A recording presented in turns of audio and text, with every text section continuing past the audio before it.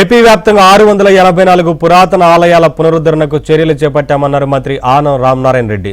808 కోట్లతో పునర్నిర్మాణ పనులు చేపట్టనున్నట్లు మంత్రి వెల్లడించారు.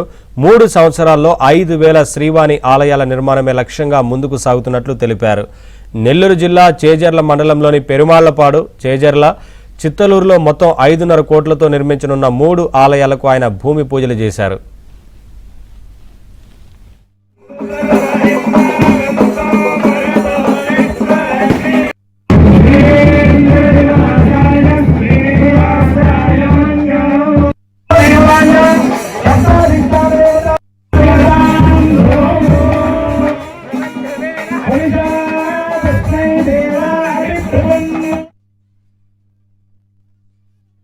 ₹5,40,00,000 దానికి ఇచ్చి శ్రీవాణి ఆలయాల్ని మొదలు పెట్టమన్నారు.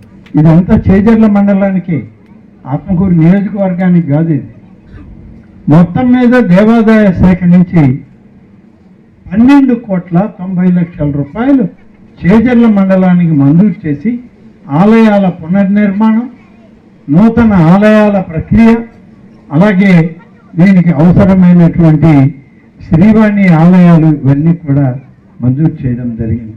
5,000 శ్రీవాణి ఆలయాలను కట్టాలి. 5,000 ఆలయాలు 3 సంవత్సరాల్లో పూర్తి చేయాలి.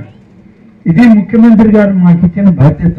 దాదాపుగా 684 ఆలయాలు మొదలుపెట్టాం. ఇప్పుడు మన చేజర్లలాగే రాష్ట్రం అంతా 808 కోట్ల రూపాయలు ఖర్చు చేస్తుంది. ధూపదీప నైవేద్యంలో ఇప్పటికే 6,229 ఆలయాలకి 75 కోట్ల రూపాయలు ఖర్చు పెడతా ఉన్నాం. 988 ఆలయాలకి ట్రస్ట్ బోర్డులు వేసాం.